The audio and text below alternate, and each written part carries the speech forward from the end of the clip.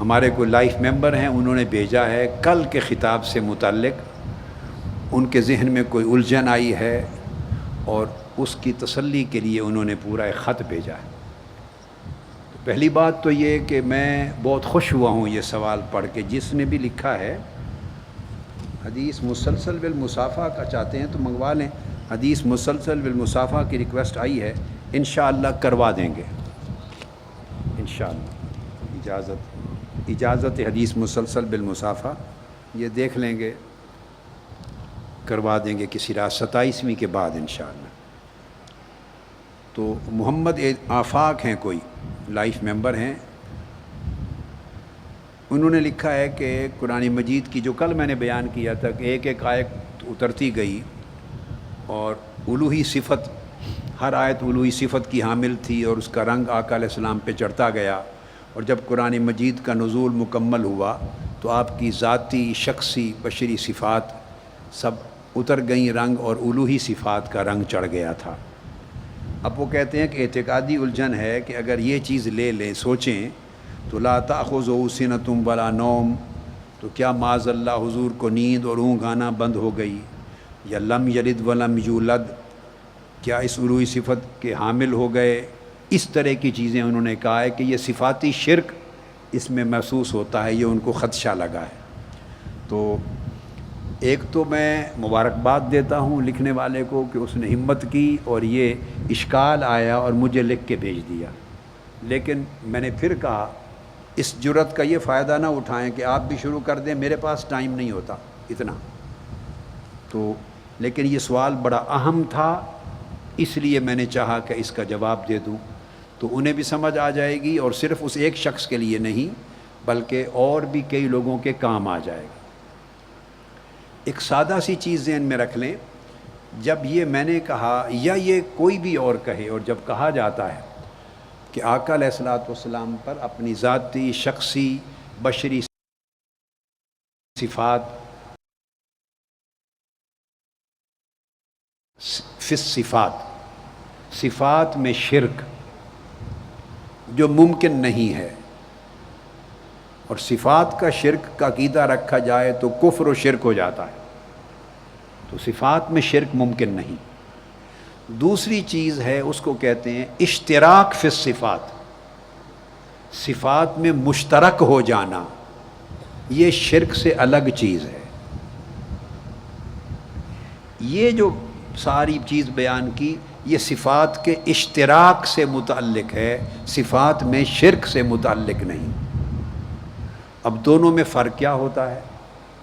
فرق یہ ہے کہ صفات میں شرک صرف ان صفات سے لازم آتا ہے، دو شرائط ہیں اس میں ذہن میں رکھ لیں، جو صفات اللہ تعالیٰ کا خاصہ ہے،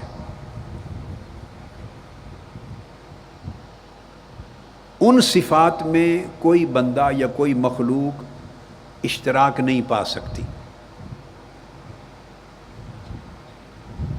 اور وہ خاصہ سے مراد یہ ہوتا ہے کہ وہ صفات خالصتاً اللہ کے لیے ہیں اور مخلوق کے لیے کسی معنی میں بھی ان کا اس بات جائز نہیں ہے۔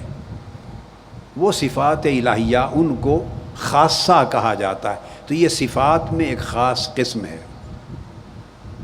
مثلا الوہیت، تو قرآن مجید میں بہت سی آیات ہیں جس میں اللہ تعالیٰ کی الوہیت کا ذکر ہے، سو الوہیت میں اشتراک نہیں ہوگا۔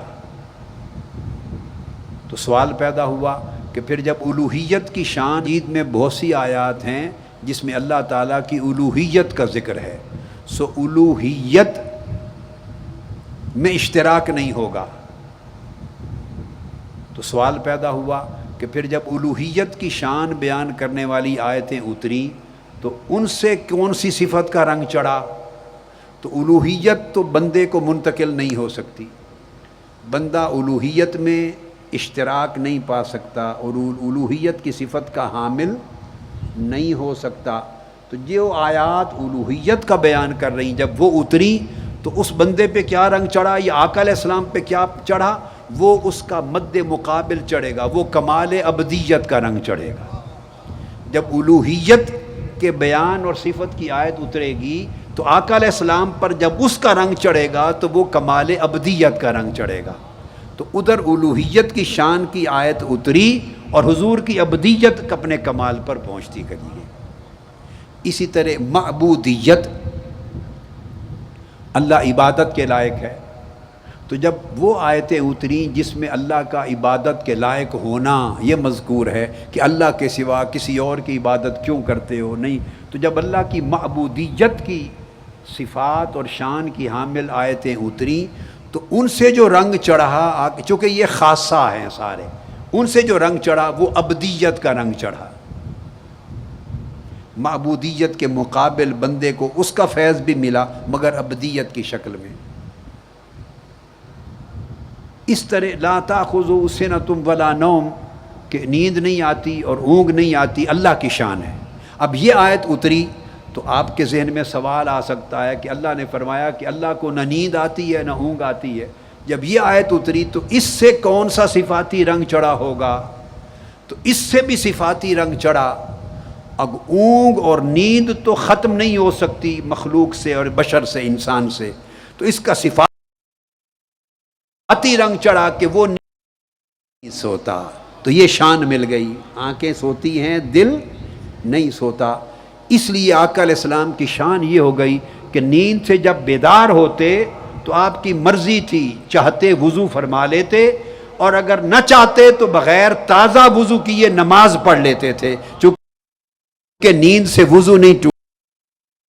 تو یہ شان مل گئی، آنکھیں سوتی ہیں دل نہیں سوتا. اس لیے آقا علیہ السلام کی شان یہ ہو گئی کہ نیند سے جب بیدار ہوتے تو آپ کی مرضی تھی، چاہتے وضو فرما لیتے اور اگر نہ چاہتے تو بغیر تازہ وضو کیے نماز پڑھ لیتے تھے، چونکہ نیند سے وضو نہیں ٹوٹتا تھا آقا علیہ السلام. تو نیند میں بیداری نصیب ہو گئی.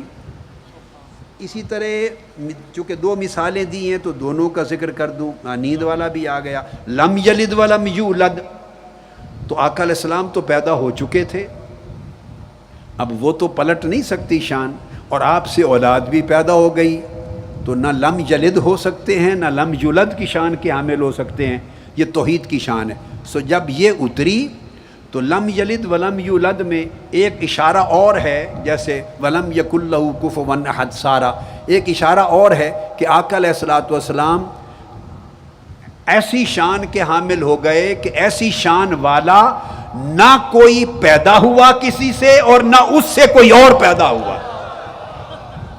خود پیدا بھی ہوئے، آپ سے پیدا بھی ہوئے، مگر اس سے جو شان ملی، جو رنگ چڑھا، وہ یہ کہ نہ آقا علیہ السلام کو وہ شان ملی کہ نہ کوئی پیدا ہونے والا آپ جیسا ہوا اور نہ کوئی پیدا جو ہوا کسی سے وہ آپ جیسا ہوا. تو آپ کی شان میں گویا عدم مثلیت ہو گئی. تو یہ جہاں ایسا اشکال ہو وہاں غور، فکر اور تدبر چاہیے. لہذا شرک نہیں ہوگا، اور شرک کا سوچنا بھی کفر ہے، وہ ممکن نہیں. جب شرک نہیں ہوگا صفات میں تو پھر ایسے مقامات کا رنگ کیا چڑھے گا، وہ میں نے چند مثالیں آپ کو بتا دی. سو وہ شان ابدی ہیں کہ جو صفات جن میں اشتراک ہے، جن میں اشتراک ہے. اب شفاعت کی شان کا ذکر اللہ کے لیے بھی آیا ہے اور حضور علیہ السلام کے لیے بھی آیا ہے اور اولیاء اور صالحین کے لیے بھی آیا ہے. ہدایت اللہ کے لیے آیا ہے ذکر، اور آقا علیہ السلام کے لیے بھی آیا ہے. انک لتہدیہم الی صراط مستقیم. عزت اللہ کے لیے آیا ہے، وَلِلَّهِ الْعِزَّةُ وَلِرَسُولِهِ وَلِلْمُؤْمِنِينَ. تو عزت میں اشتراک آ گیا ہے. الرؤوف الرحیم اللہ کی بھی شان ہے، ان اللہ بالناس لرؤوف الرحیم، اور حضور علیہ السلام ہے. الرؤوف الرحیم اللہ کی بھی شان ہے، ان اللہ بالناس لرؤوف الرحیم، اور حضور علیہ السلام کو بنا دیا، فرمایا بالمؤمنین رؤوف الرحیم. تو حضور کو بھی رؤوف. الحق المبین اللہ کے لیے بھی ہے، حضور کے لیے بھی. النور یہ اللہ رب العزت کو بمعنی منور نور کا لفظ آیا ہے، اور حضور کو بھی قد جاءکم من اللہ نور کہا گیا ہے شہید وکفا باللہ شہیدا، اللہ نے اپنی صفت بھی بیان کی اور حضور کو بھی یہی رنگ چڑھا دیا، فرمایا وَيَكُونَ الرَّسُولُ عَلَيْكُمْ شَهِيدًا۔ اللہ خود بھی کریم ہے، حضور بھی کریم ہو گئے، اللہ خود عظیم ہے، حضور بھی عظیم ہو گئے، اللہ خبیر ہے، حضور بھی خبیر ہو گئے، اللہ علیم ہے، حضور بھی علیم ہو گئے، اللہ ولی ہے، حضور بھی ولی ہو گئے، الغرض اللہ مومن ہے، حضور بھی مومن ہو گئے۔ تو اس طرح یہ اللہ محمود ہے، حضور کو بھی مقام محمود عطا کر دیا، عسیٰ ان یبعثک ربک مقاما محمودا۔ تو یہ قرآن مجید نے کثرت کے ساتھ ان صفات کا ذکر کیا ہے حضور علیہ السلام کے لیے، جو صفات اللہ پاک نے اپنے لیے بھی بیان کی۔ یہ چیزیں اس بات کو سمجھنے کے لیے کافی ہیں کہ صفات میں اشتراک ہے قرآن مجید میں، جن کا ذکر بطور خاص نہیں کیا گیا تو سمجھیں اس طرح ان ساری صفات کا رنگ چڑھ گیا جو عبد پر، اللہ کے بندے اور نبی پر چڑھ سکتی ہیں، جو اللہ کا خاصہ نہیں ہے۔ بس خاصہ کو چھوڑ کر مگر خاصہ والی صفات کا بھی رنگ چڑھا، وہ شان عبدیت کے ساتھ مقابل صفت کا چڑھا۔ اب میں سمجھتا ہوں کہ پوری سمجھ آ گئی ہوگی، اشکال نہیں رہا ہوگا۔ اس نقطے کو بھی سمجھنا ہو تو یہ جو کتاب ہے نا میری کتاب التوحید، اس کی جلد اول اور صفحہ 497، جلد اول صفحہ 497، اس پر توحید و شرک اور صفات و افعال میں اشتراک کا یہ باب ہے، 10واں باب ہے، پورا کا پورا اس میں میں نے بیان کر دیا۔ تو اس کو بھی پڑھ لیں تاکہ اور چیزوں کی سمجھ آ جائے۔ صفات کا اشتراک قاضی ایاز رحمۃ اللہ علیہ نے الشفاء میں بھی بیان کیا ہے، اور میں نے ایک تازہ عربی میں کتاب مکمل کی ہے، وہ ابھی چھپے گی، اس میں صفات کے اشتراک کو اور زیادہ شر و بس کے ساتھ بیان کیا، وہ عربی میں ہے، اس کا ترجمہ ہو جائے گا بعد میں۔ تو یہ چیزیں آپ کو سمجھا دی۔ تو اور ایک نقطہ اس میں اور بھی ہوتا ہے کہ وہ صفات جو اللہ کی ہیں وہ قدیم اور ازلی ہوتی ہیں، اور جب انہی کا رنگ اللہ کی مخلوق پہ چڑھتا ہے تو وہ قدیم اور ازلی ابدی نہیں ہوتی، وہ مخلوق کی شان کے لائق ہوتی ہیں۔ اس لیے تو اللہ حضور علیہ السلام نے فرمایا تخلقوا باخلاق اللہ، یہ تو حدیث ہے، حکم ہے کہ اللہ کے اخلاق میں رنگے جاؤ۔ یہ تو آقا علیہ السلام نے حکم دیا کہ بندہ اللہ کے اخلاق کو اپنا لیتا ہے، یہ تو حکم ہے۔ تو اگر بندہ اللہ کے اخلاق کو اپنا لے گا تو یہ شبہ تو وہاں بھی ہو سکتا ہے کہ پھر اللہ کے اخلاق اگر بندے میں آ گئے تو یہ اخلاقی شرک ہو گیا، نہیں۔ تو نہ اخلاقی شرک ہوتا ہے کہ اللہ کے خلق اللہ کی شان کے لائق ہیں، اور جب ان کا رنگ بندے پر چڑھتا ہے تو وہ شان بندگی کے لائق ہوتے ہیں، یہ حد فاصل قائم رہتی ہے۔ چلو الحمدللہ۔ تو مجھے سوال پڑھ کے سوال کرنے والی کی ہمت سے خوشی ہوئی تھی، اور اس لیے میں نے کہا کہ میں اس کو اجتماع میں جواب دے دوں تو کہ ان کو تو مل جائے گا، تو ایک نقطہ آپ کو اور علماء کو بھی سمجھ میں آ جائے گا۔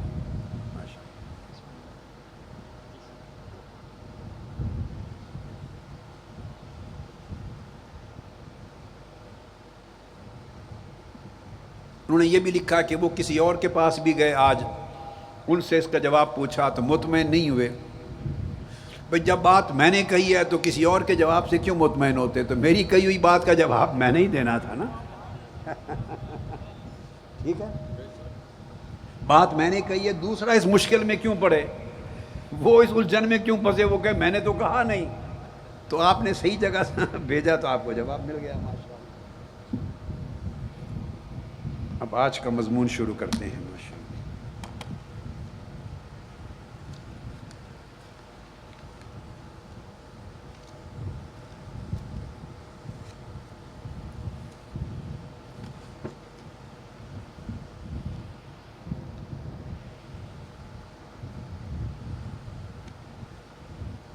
اعوذ باللہ من الشیطان الرجیم، بسم اللہ الرحمن الرحیم۔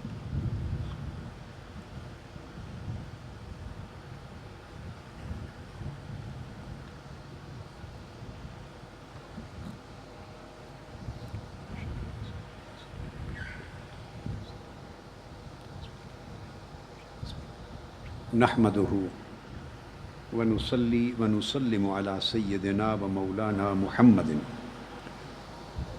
رسولہ النبی الامین المکین الحنین الکریم الرؤوف الرحیم، اما بعد فاعوذ باللہ من الشیطان الرجیم، بسم اللہ الرحمن الرحیم، انک لعلی خلق عظیم۔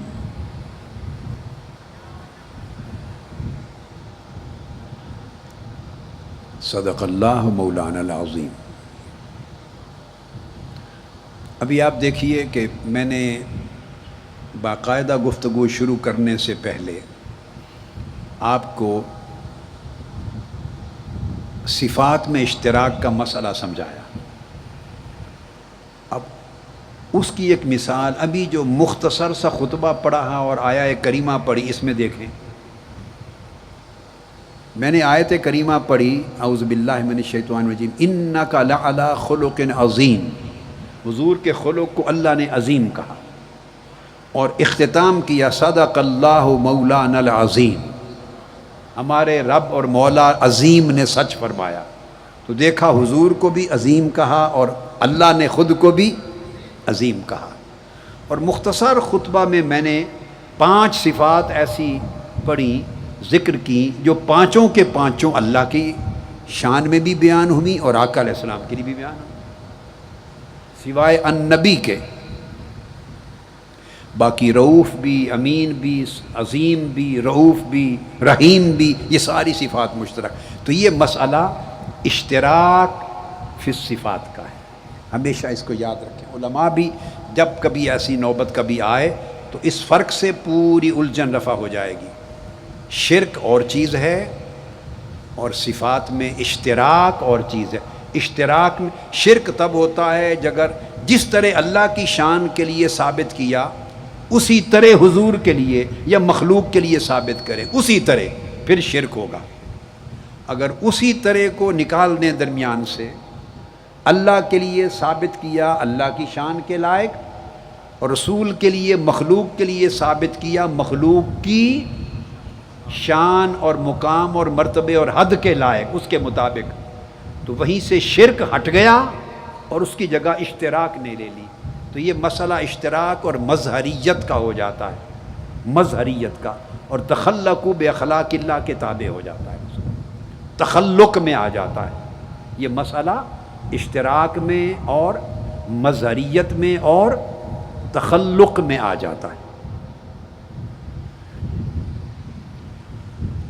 ہم تیسری رات سے یا پچھلی تیسری مجلس سے آقا علیہ السلام کے خلق عظیم کی بات کر کے یہ واضح کر رہے ہیں کہ سب سے اہم ترقی،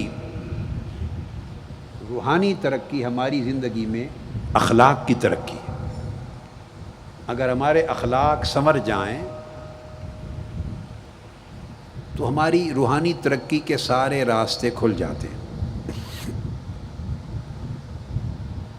یہی ایک رکاوٹ ہے، ورنہ آپ کی محنتوں میں کوئی کمی نہیں۔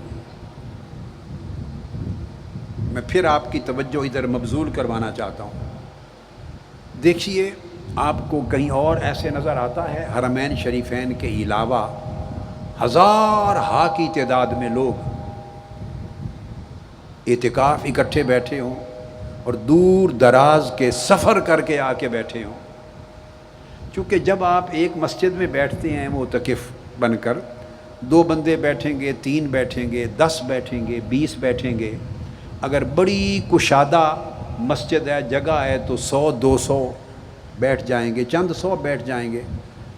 جگہ کی کشادگی کے اعتبار سے آپ کو کشادہ جگہ بھی ملے گی، انتظام بھی آسان ہوگا، مشکلات بھی کم ہوگی۔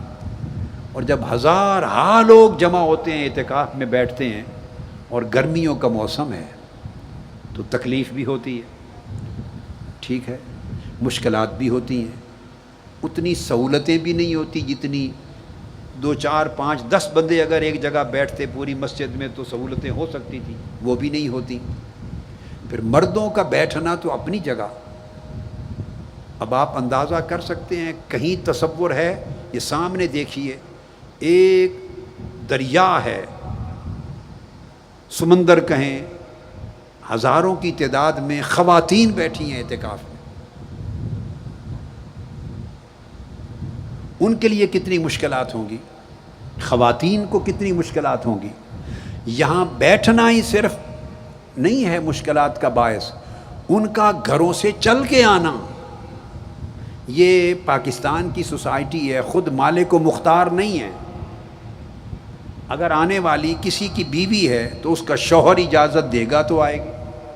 اب مجھے آج یہ بھی خبر ملی کہ ہماری ایک ایسی بہن آئی ہے، اس کو شوہر نے کہا اگر آپ نے اعتکاف جانا ہے تو ادھر ہی رہنا، واپس نہ آنا. پھر اللہ پاک آسانی فرما دے گا.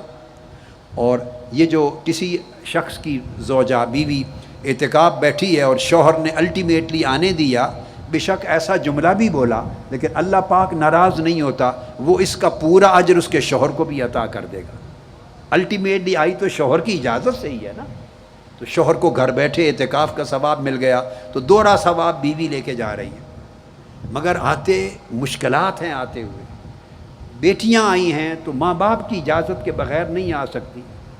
جگہ جگہ امن و امان ملک میں نہیں ہے، قتل و غارت گری ہے، اغوا ہو رہے ہیں، ڈکیتیاں ہیں، کسی کی جان و مال عزت محفوظ نہیں ہے. کوئی آسانی سے کون دیتا ہے اجازت کسی کو جاؤ؟ تو ان بیٹیوں کا آنا، بہنوں کا آنا، پھر مائیں ہیں عمر رسیدہ ہیں ان کا آنا، اللہ کے حضور کمی نہیں. ان کو ایک ایک کو اللہ ہی بہتر جانے، 100 اعتکافات کا اجر اللہ پاک عطا فرماتا ہوگا کہ کتنی مشکلات کے دریا عبور کر کے آئی ہیں. پھر ان کا انتظام کرنے والی بیٹیاں، ویمن لیگ کی بیٹیاں، اعتکاف کی انتظامیہ، گرلز کالج، شریعہ کالج کی انتظامیہ، ان کے پرنسپل، طالبات، ساری جو لگی ہوئی ہیں کارکنان ویمن لیگ کی، ان کے کتنے اجور ہیں. اسی طرح آپ کے اجور ہیں. اب یہ نیکیاں ہیں، نمازیں پڑھتے ہیں، ذکر کرتے ہیں، آپ تلاوت کرتے ہیں، اس اعتبار سے بہت سی نیکیاں جمع ہیں. مگر رکاوٹ کیا ہے؟ ایک دروازہ ہے، بند ہے. وہ کھل جائے تو ولایت کے رستے پہ چل پڑے. ایک دروازہ ہے، بند ہے، وہ کھل جائے تو ولایت کی راہ پہ چل پڑے، روحانی ترقی شروع ہو جائے، احوال بدلنے لگ جائیں، ملکوتی صفات پیدا ہو جائیں. فرشتے تو نہیں بنتے مگر فرشتوں جیسے احوال نصیب ہو جاتے ہیں، ملکوتی صفات مل جاتی ہیں. اور پھر بندوں کو اس سے بھی ترقی ہوتی ہے، جبروتی صفات مل جاتی ہیں. اس سے بھی ترقی ہوتی ہے تو لاہوتی صفات مل جاتی ہیں. ہے تو یہی بندہ نا، بشری پیکر ہے، یہی بندہ ہے، مگر اس بندے کے اندر نئے سے نئے جہان آباد ہونے لگتے ہیں. حضور قدوۃ الاولیاء سیدنا طاہر علاء الدین، وہ بھی پیکر بشری انسانی ہیں، مگر اس انسان کے اندر ایک نیا جہان آباد تھا. حضور سیدنا غوث العظم، غوث الثقلین سیدنا شیخ عبد القادر جیلانی رضی اللہ تعالیٰ عنہ ایک بشری پیکر ہی ہیں، انسان ہیں، مگر ایک ایسا انسان کہ کئی جہان آباد ہیں نئے. حضور داتا گنج بخش سیدنا علی حجویری رضی اللہ تعالیٰ عنہ بھائی انسان ہی ہیں، مگر ایک ایسا انسان کہ اس کے اندر کتنے جہان آباد ہیں. حضور خواجہ اجمیر رضی اللہ تعالیٰ عنہ، خواجہ غریب نواز، حضور بابا فرید الدین گنج شکر، خواجہ نظام الدین اولیاء، حضرت شیخ شہاب الدین سہروردی، خواجہ حضرت مجدد الفسانی، حضرت شاہ بہاؤالدین، حضرت شبلی، ابو بکر شبلی، حضرت سید احمد الرفاعی، یہ سب انسان ہی ہیں. حضرت معروف کرخی، حضرت جنید بغدادی، حضرت شبلی، ابو بکر شبلی، حضرت ذوالنون مصری، یہ سب انسان ہیں. با یزید بستامی، ابو الحسن خرقانی، یہ سب انسان ہیں، مگر ایسے انسان ہیں کہ ان کے اندر کئی جہان آباد ہیں. ان کے اندر کئی جہان آباد ہیں. تو بندہ نہ کھانا پینا جاتا ہے، وہ بھی کھاتا، کھانا پینا بھی رہتا ہے، سونا جاگنا بھی رہتا ہے، اٹھنا بیٹھنا بھی رہتا ہے. بلکہ اولیاء اور عرفاء ایک بات کہتے ہیں، بعض اولیاء کہتے ہیں کہ بعضوں کو اللہ کی پہچان آسانی سے ہو جاتی ہے، ولی کی پہچان مشکل ہوتی ہے۔ کیا؟ اللہ کی پہچان اس لیے آسانی سے ہو جاتی ہے کہ اللہ کی صفات عالم باطن میں بھی ہیں، عالم ظاہر میں بھی ہیں، مخفی بھی ہیں، ظاہر بھی ہیں۔ آپ سمجھیں؟ جو تو مخفی ہیں وہ تو صاحبان خفا جاننے کی کوشش کریں گے، لیکن اللہ کی جو صفات اور قدرتیں اور اس کی شانیں جو ظاہر ہیں وہ تو نظر آتی ہیں، ان کا تو پتہ چلتا ہے، بندوں کو ادراک ہو جاتا ہے اللہ کی کرم نوازی کا، اللہ کے احسانات کا، اللہ کے انعامات کا، اللہ کی قدرتوں کا، اللہ کی نعمتوں کا بندے کو احساس ہوتا ہے، بہت سوں کو احساس ہوتا ہے۔ یہ ظاہر کائنات ساری اللہ کی نشانیوں سے بھری ہے، نشانیاں ہیں۔ تو اگر اللہ کسی کو ہدایت دے تو اللہ کی ظاہری نشانیاں بھی اتنی ہیں کہ بندے کو راستہ مل جاتا ہے اس کی پہچان کا، لیکن ولی ظاہر نہیں ہوتا، ولی کی نشانیاں ظاہر نہیں ہوتی۔ ولایت امر ظاہری ہے ہی نہیں، یاد رکھ لیں، ولایت ہے ہی امر باطن، یاد رکھ لیں یہ بات، ولایت امر باطنی کا نام ہے، امر ظاہری کا نام نہیں ہے۔ تو ولی ہو جانے سے اس کا لباس نہیں بدل جاتا، ایسا نہیں ہو جائے گا کہ ولی ہونے سے پہلے ٹوپی پہنتا تھا، اب ولی ہو گیا ہے تو اب پورا امامہ ہی پہنے گا۔ نہیں، ٹوپی بھی آقا علیہ السلام کی سنت ہے، امامہ بھی سنت ہے۔ ولی کا کوئی ایک لباس نہیں ہے کہ وہ شلوار قمیض پہنے، عربی لباس پہنے، کوٹ پینٹ پہنے، لمبا پہنے، تہبند پہنے، پاجامہ شلوار پہنے، دھوتی چادر پہنے، کوٹی پہنے، کوٹ پہنے، اچکن پہنے، شیروانی پہنے، اوپر رومال رکھے نہ رکھے، ولی کی یہ کوئی شرائط لباس میں نہیں ہے۔ ہر وہ لباس جو آقا علیہ السلام کی سنت کے تابع ہے، جس کا شریعت نے حکم دیا ہے، ولی وہ لباس پہنے گا۔ ولی کی خوراک مقرر نہیں ہے، یہ نہیں کہ ولی روٹی نہیں کھا سکتا، اب چونکہ ولی اللہ ہو گیا بریانی نہیں کھا سکتا، ولی اللہ مرغ قورمہ نہیں کھا سکتا، ولی اللہ ہو گیا مٹن قورمہ نہیں کھا سکتا، ولی اللہ ہو گیا سویٹ ڈش نہیں کھا سکتا۔ آپ یہ نہیں کہہ سکتے بھئی یہ ولی ہے، میں نے آنکھوں سے بریانی کھاتے دیکھا اس کو، یہ کیسے ولی ہے؟ میں نے اس کو پراٹھا کھاتے دیکھا ہے، یہ ولی ہے، لسی پیتے دیکھا ہے میں نے، یہ کہاں کا ولی ہے؟ جلیبیاں کھا رہا تھا۔ بھائی ولی کا کوئی، ولی صرف حلال کھائے گا بس، اب حرام نہیں جا سکتا، اس کے اندر حرام نہیں کھا سکتا، اور شبہ والا بھی کھانا نہیں کھا سکتا۔ جو کھائے گا وہ الگ تحقیق حلال ہوگا، نور ہوگا۔ اب کھانے کا فرق نہیں ہے، البتہ کھانے کی مقدار کا فرق ہوگا۔ ولی ہوگا تو پیٹ بھر کے نہیں کھائے گا، کھابا نہیں ہوگا، یعنی کہ پیٹ کھائے اور یہاں حلق تک سانس لینے کی جگہ ہی نہ رہے، کھا کے تو پیر ایسے ڈکار ہی نہیں مار سکتا، پڑا ہوا ہے، ایسے حال کا ہے تو وہ ولی نہیں ہوگا۔ ولی ہوگا تو تمیز سے کھائے گا، کیا؟ تمیز سے کھائے گا، جیسے آقا علیہ السلام کھاتے، کچھ بھوک رکھ کے کھائے گا۔ آپ سمجھ گئے نا بات؟ تو اسی طرح آپ، اور زبان کی پابندی نہیں، ولی ہو گیا لہذا عربی بولے گا۔ ایسے اولیاء جن کو عربی بولنا ہی نہیں آتی، تو جو پاکستان سے ہوگا کو ولی، تو وہ عربی کہاں سے بولے؟ عربی ولی ہندی بھی بولے گا، ولی سندھی بھی بولے گا، ولی پنجابی بھی بولے گا، ولی سرائکی بھی بولے گا، عربی بھی بولے گا۔ اگر ویسٹرن ورلڈ میں ہوا ہے تو ولی انگریزی بولے گا، افریقہ میں ہوا تو افریقی زبان بولے گا۔ بھائی ولی کے لیے نہ کوئی شرط، نہ زبان کی، نہ لباس کی، نہ شکل و صورت، صرف گورا ہونا چاہیے نہیں۔ بھائی سیاہ رنگ بھی ولی ہو سکتا ہے، سیاہ رنگ ہو، سانولا رنگ ہو، گورا رنگ ہو، جو بھی ہوگا وہ ایک روحانی حسن ہوگا اس کے چہرے پر، ایک روحانی حسن ہوگا، چہرہ اس کا بھائے گا، دلوں کو، طبیعتوں کو بھائے گا، وہ اس کے قلب کے نور کے اثر سے۔ مگر قد کی کوئی لیمٹ نہیں ہے کہ ولی 5.5 فٹ کا کم سے کم ہونا چاہیے، 6 فٹ کا ہونا چاہیے، نہ۔ تو میں بتانا چاہتا ہوں کہ ظاہر میں ولی بازار نہیں جا سکتا، ولی شاپنگ نہیں کر سکتا، ایسا نہیں ہے۔ ولی بشر ہے، انسان ہے، وہ سارے وہ کام کرے گا، شادی بیاہ کرے گا، اولاد ہوگی، سیر و تفریح پہ سارے وہ کام کرے گا جو اللہ اور اللہ کے رسول نے اور اس کی شریعت نے جن کو جائز بولیے قرار دیا ہے۔ تو اب یہ ظاہری جتنی علامات ہوتی ہیں اس سے تو کسی کی ولایت کا پتہ نہیں چلتا۔ تو ولایت ہے کیا؟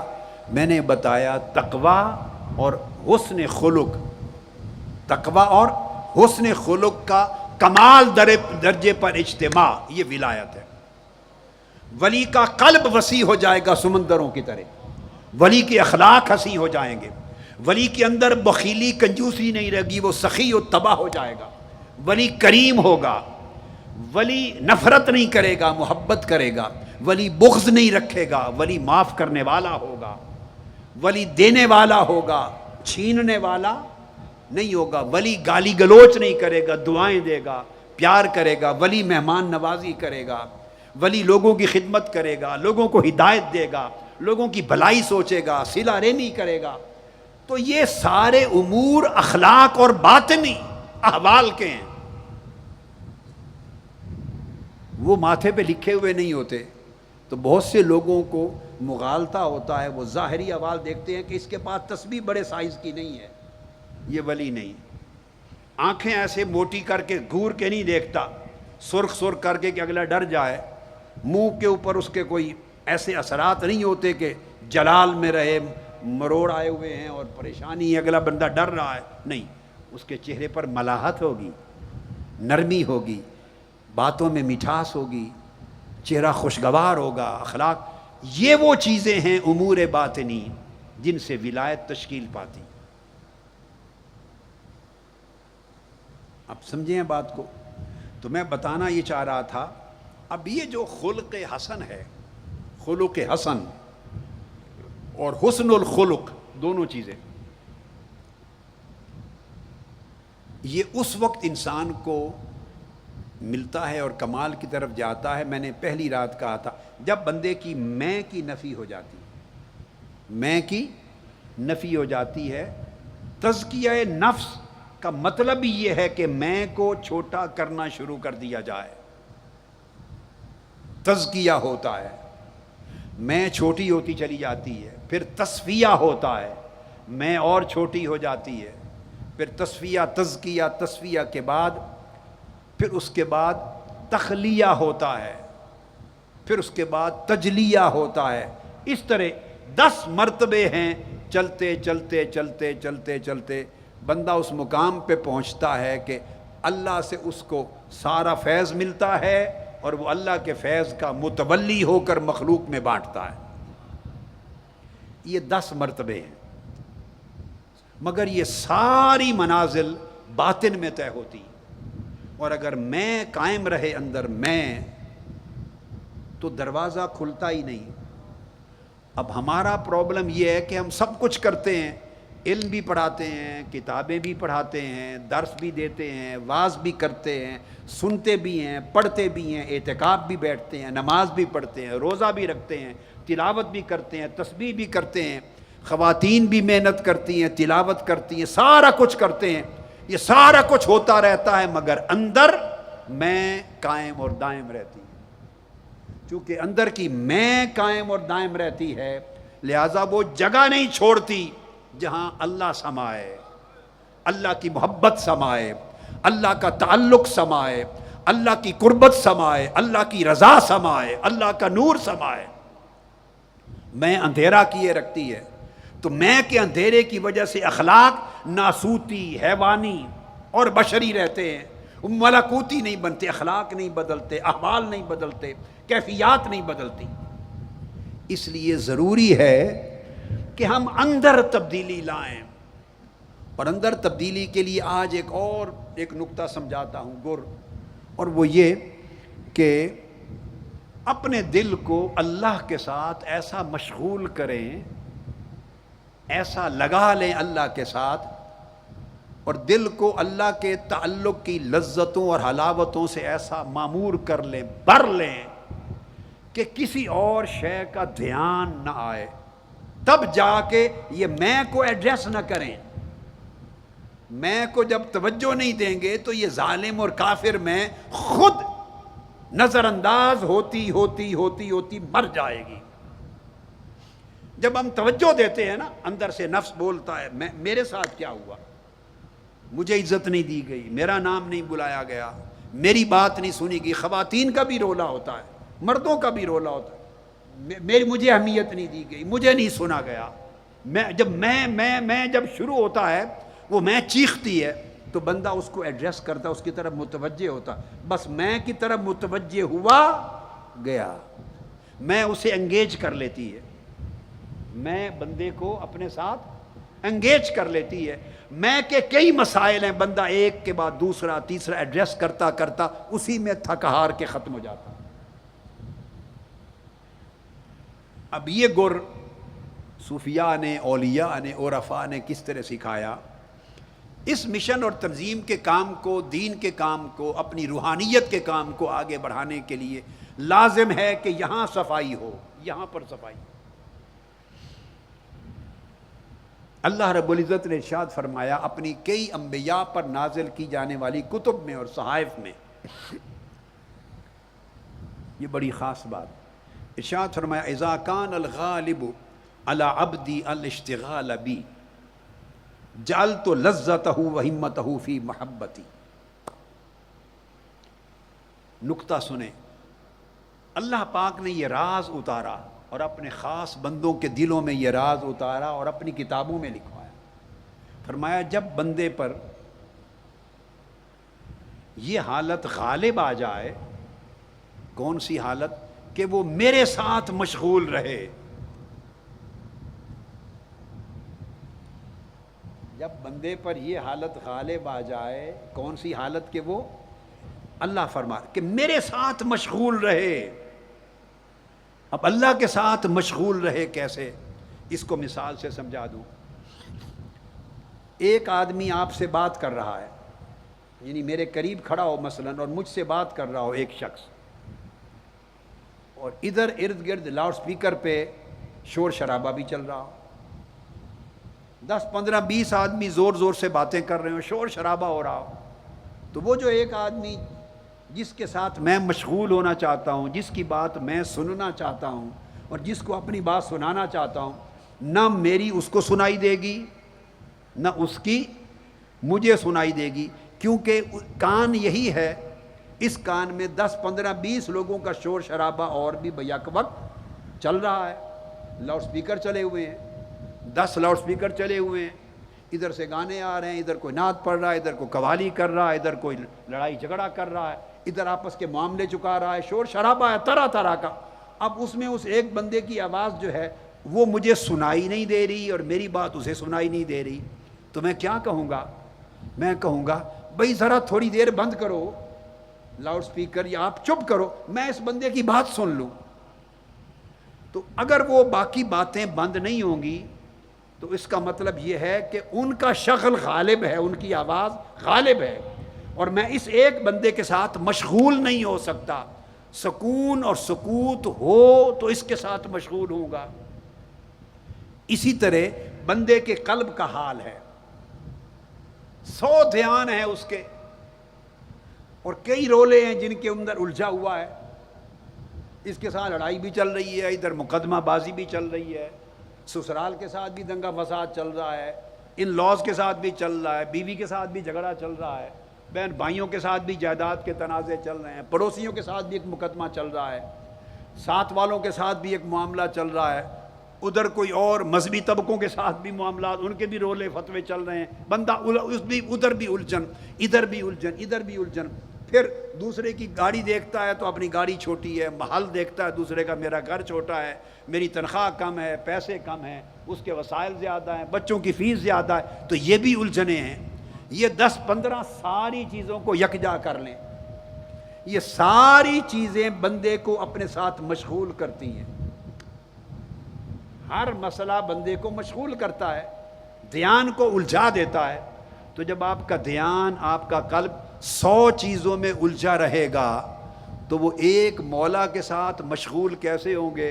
وہ 100 چیزوں میں ایک اللہ کی عبادت بھی فٹ کی ہوئی ہے، فٹ کی ہوئی ہے، سارے کام دھیان دلوں میں چل رہے ہیں، نماز آ گئی تو فرض بھی پڑھ لیے، تسبیح بھی کر لی، اللہ اللہ بھی ہو رہا ہے، تسبیح سبحان اللہ سبحان اللہ سبحان اللہ وہ بھی کیا جا رہا ہے، مگر سبحان اللہ زبان سے ہو رہا ہے، وہ دل کے اندر جم ہی نہیں رہا، دل مشغول نہیں ہے اللہ کے ساتھ، چونکہ بہت سارے شغل ہیں جن میں دل اور دماغ اور بندے کا من الجھا ہوا ہے۔ اس لیے کہتے ہیں ہتھ کارول دل یارول، جسم ساری دنیا کے معاملات کو نپٹاتا رہے مگر دنیا کا کوئی معاملہ نہ چاہت کا نہ پریشانی کا اسے دل میں داخل نہ ہونے دیں، دل کو تالا لگا رکھیں، دل کے دروازے کو، دل میں صرف مولا کے ساتھ مشغولیت رہے، اللہ کے ساتھ۔ نقصان ہو گیا تو وہ نقصان ڈیل کرتے رہیں مگر دل میں نہ داخل ہونے دیں اس کا افسوس، نفع ہو گیا اس کو ڈیل کرتے رہیں مگر اس کی خوشی دل میں نہ داخل ہونے دیں۔ تو دنیا کو باہر رکھیں، دل میں نہ داخل کریں، دل صرف اللہ کے ساتھ مشغول رہے، اور جب دل مشغول رہے تو وہ تب ہوتا ہے جیسے آپ کا ذہن کے افکار بھی صرف اللہ کی یاد میں مشغول رہیں۔ اگر ذہن اور افکار اور سوچیں سازشوں کی آماج گاہ بنے ہوئے ہیں، اس میں سازشیں ہیں، اس صدر کے ساتھ جھگڑا ہے، اس ناظم کے ساتھ جھگڑا ہے، ادھر ویمن لیگ کے ساتھ جھگڑا ہے، ادھر یوتھ ونگ کے ساتھ جھگڑا ہے، اور سوشل میڈیا کے ساتھ جھگڑا ہے، نائب ناظم اعلیٰ کے ساتھ جھگڑا ہے، ادھر انجم صاحب کا جھگڑا ہے، انجم صاحب کے ساتھ جھگڑا ہے، ادھر نجم اور انجم صاحب کی نہیں ان کا جھگڑا ہے، ادھر امجد شاہ کا جھگڑا ہے، ادھر گنڈا پور صاحب کے ساتھ رولا ہے، ادھر حاجی امداد اللہ خان صاحب کے ساتھ۔ جب یہ سارے بندوں کے ساتھ آپ کے مسائل ذہن کو الجھائیں گے تو ذہن کا الجھاؤ سارا دل کو منتقل ہو جاتا ہے، دل کو منتقل ہو جاتا ہے۔ سرکار شاکر مزاری سوچ رہے ہیں کہ تو میرے رولے کا نام ہی نہیں لیا، تو سردار شاکر مزاری کا بھی رولا ہے، یہ سارے رولے ملا کر بندے کو ہولا کر دیتے ہیں، اللہ کی نگاہ میں ہولا کر دیتے ہیں۔ یعنی اللہ دیکھتا ہے کہ یہ کیا بندہ ہے، رولوں میں رہتا ہے، رولوں میں ہی رہتا ہے اور میرے ساتھ مشغول نہیں ہوتا، ایک مجھے چھوڑ کے ہر شے میں مشغول ہے، ہر شے میں مشغول ہے۔ تو فرمایا اللہ پاک نے اگر بندہ یہ نہیں کہ باقی شغل چھوڑ دے، شغل چھوڑنے کی بات نہیں کر رہا، دل کے مشغول ہونے کی بات کر رہا ہوں۔ فرمایا اگر بندے کا حال دل کا یہ ہو جائے کہ میرے ساتھ مشغول ہونا غالب آ جائے، یعنی باقی شغل بھی رہیں مگر اللہ کے ساتھ جو بندے کا مشغول ہونا ہے یہ غالب آ جائے، باقی اس سے نیچے ہو جائیں، تو بڑی عجب بات فرمائی اللہ پاک نے کہ جعلت لذتہ وہمتہ فی محبتی، پھر میں اس بندے کی لذت اپنی محبت میں رکھ دیتا ہوں، پھر میری محبت میں اسے وہ لذت آتی ہے کہ دنیا کی کسی شے میں وہ لذت نہیں ملتی، وہ لذت جو میری محبت میں آتی ہے۔ جب ایک بار لذت مل جائے پھر وہ لذت خود بخود بندے کو کھینچنے لگ جاتی ہے، وہ پہلا قدم ہے کہ اللہ کی محبت میں لذت ملنے لگے۔ وہ لذت اس وقت تک نہیں مل سکتی، اللہ کی محبت میں کانوں کو ملتی ہے، ایک لمحے کے لیے آپ سن رہے ہیں، آپ سر دھن رہے ہیں، ہماری بیٹیاں بہنیں بھی سر دھن رہی ہیں، اس لمحے ایک لذت مل رہی ہے، مگر یہ لذت سماع ہے، سننے کی لذت ہے، ایک لمحے کا کیف ہے جو آپ سن رہے ہیں، لیکن وہ لذت کانوں سے دماغ اور دل میں جب تک نہ اترے، اور وہ تب اترے گی کہ سارے شغل کمزور پڑ جائیں اور اللہ کے ساتھ مشغول ہونا غالب تر آ جائے۔ جب بندے کی مشغولیت اللہ کے ساتھ، مولا کے ساتھ غالب ہو جاتی ہے تو پھر اللہ کے ذکر میں، اس کی محبت میں بندے کو لذت ملنے لگ جاتی ہے۔ اور فرمایا جب میری محبت میں اس کو لذت ملتی ہے تو تب رفتہ رفتہ میرے اور اس کے درمیان جو پردے ہیں ایک ایک کر کے پردے اٹھنے لگ جاتے ہیں، کیونکہ محبت میں جب تک لذت نہ آئے اس وقت تک حجاب نہیں اٹھتا، پردے نہیں اٹھتے، کیونکہ بندہ غیر رہتا ہے اور غیروں سے پردہ نہیں اٹھایا جاتا۔ شریعت نے کیا حکم دیا ہے؟ غیر محرم سے پردہ ہے اور محرم سے پردہ نہیں ہے۔ تو جب تک بندے کو اللہ کی محبت میں لذت نہیں ملتی بندہ غیر محرم رہتا ہے، غیر محرم رہتا ہے، اس کے لیے پردے رہتے ہیں. جب اللہ کی محبت میں لذت ملے گی اور کیف ملے گا تو تب محرم بنے گا. محرم بنے گا تو پردے اٹھیں گے. محرم کہتے ہیں یہ محرم راز ہے. تو پردوں کے پیچھے تو راز ہیں سارے، تو پردے کیوں اٹھے غیر محرموں سے؟ تو وہ دروازہ کھلتا ہے جب اللہ کی محبت میں لذت ملتی ہے. لذت تب ملتی ہے جب بندے کا دل اللہ کے ساتھ مشغول ہونے میں غالب آ جاتا ہے باقی شغلوں پر. اب آگے دیکھیے، ایک شخص حضرت سری سقطی رضی اللہ تعالیٰ عنہ کی مجلس میں گیا، آپ کی بارگاہ میں. حضرت سری سقطی ان کے پاس حاضر ہوا اور جا کے پوچھا ایو شیء اقرب الی اللہ لیتقرب بہ العبد الی اللہ. پوچھا اے حضرت سری سقطی البغدادی، مجھے کوئی سبق دیں، کون سی شے ہے جو اللہ کے بہت قریب ہے، جو اللہ کے بہت قریب ہے اور بندے کو اللہ کے قریب کر دیتی ہے تاکہ اس شے کو اپنایا جائے اور بندہ اللہ کے قریب ہو جائے. اللہ کا قرب تلاش کر رہا ہے. حاجی اکرام صاحب، حاجی اکرام المدنی، صوفی اکرام صاحب ہمارے مدنی ہیں، ماشاءاللہ، اللہ آپ کی صحت سلامت رکھے. تو کون سی شے ہے جو مجھے اللہ کے قریب کر دے تاکہ میں اسے اپنا لوں اور اللہ کی قربت مل جائے؟ یہ سن کر حضرت سری سقطی رونے لگ گئے. واہ، رونے لگ گئے. اب یہ محبت کی علامت ہے. کیوں رونے لگ گئے؟ کہ کسی شخص سے آواز سنی کہ اللہ کا قرب مانگتا ہے. ہائے ہائے، اللہ کا قرب چاہتا ہے. اس بات میں بھی لذت آتی ہے کہ کوئی میرے مولا کا قرب کا طلبگار ہے. واہ واہ واہ واہ، میرے مولا کے قرب کا طلبگار ہے. رونے لگ گئے اور پوچھنے لگا کہ آپ مجھ سے یہ چیز پوچھ رہے ہیں، آپ جیسے لوگ یہ چیز پوچھتے ہیں؟ پھر آپ نے فرمایا، ان کا جی ہاں، مجھے جواب دیں، ہدایت کر دیں.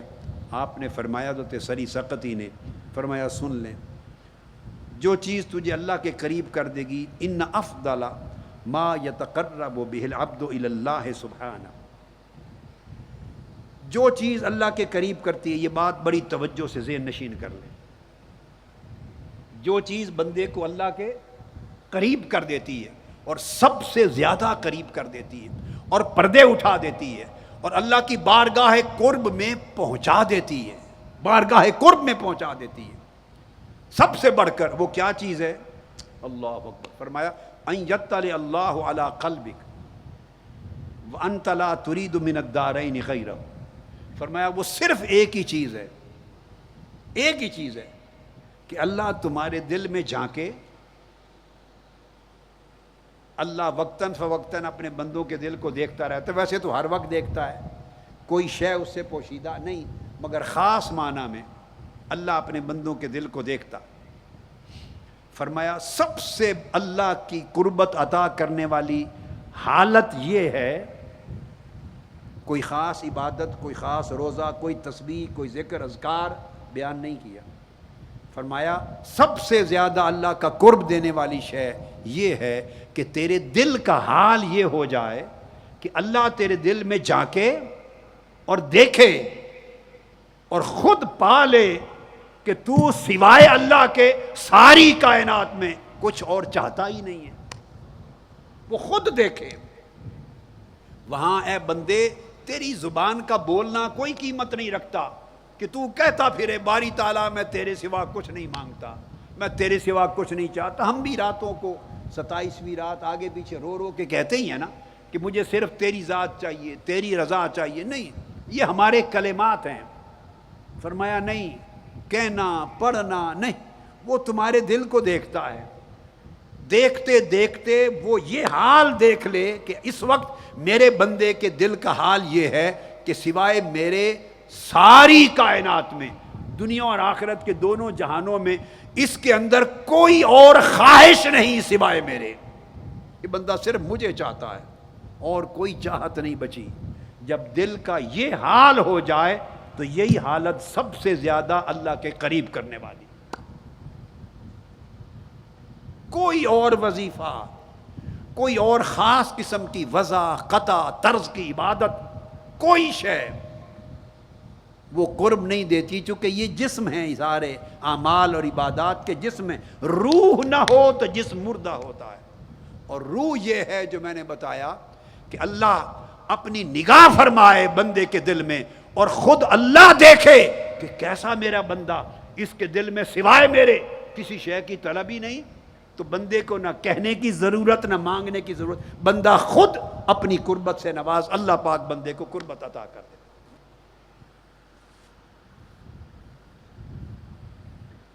حضرت ابراہیم بن ادہم فرماتے ہیں، سیدنا ابراہیم بن ادہم فرماتے ہیں کہ میری ہمت، میری خواہش کی انتہا، میری طلب کی آخری حد اور میری مراد فقط یہ ہے ان یجعل لی المیل الی، اللہ ان یجعل اللہ المیل الی فلا ارى شیئا دونہ ولا اشتغل باحد سواہ. میری خواہش کی انتہا یہ ہے کہ میرے دل کا میلان، میرے دل کا جھکاؤ، میرے دل کی رغبت، میرے دل کی محبت اللہ کی طرف اس طرح ہو جائے کہ سوائے اللہ کے میرے دل کو کچھ دکھائی نہ دے. سوائے اللہ کے میرے آنکھ کو دکھائی دے، آنکھ دیکھے مگر دل کو کچھ نہ دکھائی دے. دل جدھر دیکھے اللہ نظر آئے، جدھر دیکھے اللہ نظر آئے. فرمایا اور اس لیے پھر وہ دل اللہ کے سوا کسی اور سے مشغول نہ ہو. فرمایا اگر مجھے یہ مراد مل جائے تو پھر حضرت ابراہیم بن ادم فرماتے ہیں پھر پرواہ نہیں، خواہ اللہ مجھے خاک میں ملا دے، یعنی موت دے دے اور میں خاک میں مل کے ختم ہو جاؤں، یا مجھے پلٹ کر پھر عدم میں لے جائے اور بالکل نہیں کر دے، نفی کر دے جب میں تھا ہی نہیں. خواہ اس حال میں لے جائے، خواہ خاک میں پلٹا دے، پھر مجھے انجام سے غرض نہیں، بس میری مراد مجھے یہ مل جائے کہ دل سوائے مولا کے کسی اور شے کو نہ دیکھے. اب یہ جو میں نے آپ کو بات بتائی، اسی طرح حضرت ابراہیم علیہ السلام، ان سے کسی نے سوال کیا، سیدنا ابراہیم علیہ السلام سے سوال کیا بِأَيِّ شَيْءٍ وَجَدتَ الْخُلَّةَ. اے ابراہیم علیہ السلام، آپ اللہ کے خلیل بن گئے، خلیل اللہ ہوئے. کس ذریعے سے اللہ کے خلیل بنے؟ کوئی طریقہ ہمیں بھی بتائیں. کس شے نے آپ کو اللہ کا خلیل بنا دیا؟ سیدنا ابراہیم علیہ السلام نے جواب دیا، فرمایا بِإِنْقِطَاعِي إِلَىٰ رَبِّي وَإِخْتِيَارِي إِيَّاهُ عَلَىٰ مَا سِوَاهُ. فرمایا صرف اس شے نے مجھے اللہ کا خلیل یعنی دوست بنا دیا کہ میں اپنے دل کے ساتھ ہر شے سے منقطع ہو کر، کٹ کر اس کے ساتھ ہو گیا، اور میں نے ہر شے کو چھوڑ کر دل کی چاہت میں اسے اختیار کر لیا. بس اس نے مجھے اللہ کا خلیل بنا دیا. اب آپ نے دیکھا جتنے انبیاء کے، اولیاء کے، بڑوں کے اقوال بتائے، ساروں کا مرکزی نقطہ تعلیم کا ایک ہی. حضرت رابعہ بصری رضی اللہ تعالیٰ عنہ فرماتے ہیں، رابعہ بصریہ، یہ بہنوں اور بیٹیوں کے لیے خاص طور پہ اور آپ کے لیے بھی ہے، فرماتے الہی ہمتی و مرادی فی الدنیا ذکرک و فی الآخرت رؤیتک ثم افعل بینہما ما شئت. حضرت رابعہ بصری رضی اللہ تعالیٰ عنہ اللہ کے حضور ہمیشہ عرض کرتی، میرے الہی، میری خواہش، میری طلب، میری تمنا، میری مراد دنیا میں صرف یہ ہے کہ تو یاد رہے، اور تیری یاد کے سوا کوئی اور یاد میرے دل میں گھر نہ کرے.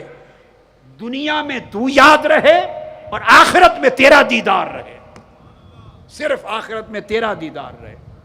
نہ مجھے دنیا کی کسی اور لذت سے غرض، نہ آخرت میں نعمت جنت کی کسی نعمت سے غرض. باقی سب چیزیں تیرا امر ہیں، جو تیرا امر چاہے میرے ساتھ کر دے، بس دنیا میں دل تیری یاد سے معمور رہے اور آخرت میں آنکھیں تیری دیدار سے معمور رہیں۔ یعنی یہ میں ساری چیزیں جتنی بیان کر رہا ہوں ان کا مرکزی نقطہ ایک ہے، ایک ہی مرکزی نقطہ، اور وہ یہ ہے کہ دل کو خالی کر لیں، خلوت دے دیں اللہ کے لیے، دل اللہ کی یاد کی خلوت گاہ بنا لیں، اللہ کی یاد کے لیے خلوت گاہ بنا لیں۔ خلوت کا مطلب کیا ہوتا ہے؟ جس میں اور کوئی آ نہ سکے، خلوت، آپ کوئی اور نہیں آتا، بس دل کو خلوت گاہ بنا لیں، صرف اللہ کی یاد آئے، اللہ کی رضا۔ اب اس کے لیے آپ ایک تنظیمی زندگی میں ہیں، ایک آئلی زندگی میں ہیں، ایک معاشرتی زندگی میں ہیں، اس کے لیے سبق یہ ہے، آپ 100 کام کرتے ہیں، آپ مرد بھی کر رہے ہیں، بیٹیاں اور بہنیں بھی کر رہی ہیں ویمن لیگ کی، ممکن ہے آپ ایک کارکن ہیں، ایک چھوٹی تنظیم کی عہدیدار ہیں، ذمہ دار ہیں، آپ کا صدر، نائب ناظم اعلیٰ، ناظم اعلیٰ، یا ویمن لیگ کی صدر یا ناظمہ، یا تحریک منہاج القرآن کی، یا پیٹ کا کوئی بھی بڑا ذمہ دار، یا اسی طرح سوسائٹی میں، معاشرے میں کوئی بڑا آپ کی بات پہ رسپانس نہیں دیتا، آپ کو اپریشیٹ نہیں کرتا، تو بس یہی نقطہ سمجھانا، وہاں قلق ہوتا ہے نا، دکھ ہوتا ہے نا، شکوہ ہوتا ہے نا کہ ہمیں اپریشیٹ نہیں کیا گیا، بس یہی رولا ہے، یہی جو اپریشیٹ نہیں کیا گیا، یہی تالا لگا ہوا ہے جو آگے روحانی ترقی کا دروازہ نہیں کھلتا۔ بھئی آگ لگائیں بندوں کے اپریشیٹ کرنے نہ کرنے پر، صرف دھیان رکھیں کہ مولا اپریشیٹ کرے۔ حضور داتا گنج بخش علی حجویری رضی اللہ تعالیٰ عنہ نے کشف المحجوب میں بیان کیا، اور اسے دیگر اور اولیاء اور عرفاء نے بھی اپنی کتب میں حضور داتا صاحب سے پہلے بھی لکھا کہ ایک اللہ کا دوست، ایک ولی اللہ 70 سال سے عبادت میں تھا۔ یہ میں نے پہلے بیان کیا ہے واقعہ، آج اس موقع محل کی مناسبت سے دہرا رہا ہوں، 70 سال سے عبادت میں تھا۔ اللہ پاک نے وحی بھیجی اپنے نبی کو، جو اس وقت کے نبی تھے، اس کو وحی بھیجی، دکھانا چاہتے ہیں کہ میرے دوستوں کا حال کیا ہوتا ہے، جو مجھ سے وفا کرنے والے میرے عاشق ہیں اور میرے تعلق میں مخلص ہو گئے ہیں، کمال پا گئے ہیں، ان کا حال کیا ہے۔ وہی بھیجی، فرمایا کہ اے میرے نبی اس جگہ جا، وہاں ایک بوڑھا ملے گا آپ کو، وہ 70 سال سے میری عبادت میں مصروف ہے، اس کو جا کر یہ بتا دے، اپنا تعارف کروا اور بتا دے کہ اللہ پاک نے مجھے بھیجا ہے کہ میں تمہیں خبر دے دوں کہ اللہ نے تمہاری 70 سال کی عبادت رد کر دی، قبول نہیں فرمائی، 70 سال کی عبادت رد ہو گئی۔ اب یہ بہت بڑی مثال ہے اس دھندے کو حل کرنے کے لیے کہ ہمیں اپریشیٹ نہیں کیا گیا، مجھے اپریشیٹ نہیں کیا گیا، اوروں کو کتنی اپریسیشن کی جاتی ہے، ہمارے ساتھ کوئی اناد ہے، میرے ساتھ کوئی بغض ہے، مجھے اپریشیٹ، یہ جو مجھے اپریشیٹ نہیں کیا گیا اس کے لیے سمجھا رہا ہوں۔ جا کے بتا دیں 70 سال کی تو نے عبادت کی، اللہ نے رد کر دی۔ اللہ کے نبی نے جا کے یہ بات اس بندے کو بتا دی، وہ بندہ دیکھتے کہ اللہ کا نبی آیا، بتایا کہ اللہ نے پیغام بھیجا ہے، کھڑے ہو گئے، وہ اللہ کے ولی کھڑے ہو گئے کہ اللہ کا پیغام آیا ہے، چاہت سے سنا۔ تو جب انہوں نے فرمایا کہ اللہ پاک نے 70 سال کی عبادت آپ کی رد کر دی، وہ خوشی سے بے قابو ہو گئے، وجد میں آ گئے، خوشی سے وجد میں آ گئے، بے قابو ہو گئے، اور خوشی سے چیخ نکلی، وجد کے عالم میں چیخ نکلی، خوشی کی، شکر کی چیخ نکلی۔ اللہ کے نبی نے پوچھا، اے اللہ کے بندے، تیری تو اب عمر ختم ہونے والی، 70 سال تو نے عبادت کی، اور تجھے تو اللہ نے پیغام یہ دیا کہ عبادت رد ہو گئی، مردود ہو گئی عبادت، بجائے اس کے کہ تو روتا دھوتا چیختا، تو خوشی سے وجد میں ہے، ہنس رہا ہے، شکر ادا کر رہا ہے، یہ کیا ماجرا؟ اب سنیے اس کا جواب، اس جواب سے اصلاح حاصل کریں۔ اپنے من کی اصلاح لیں۔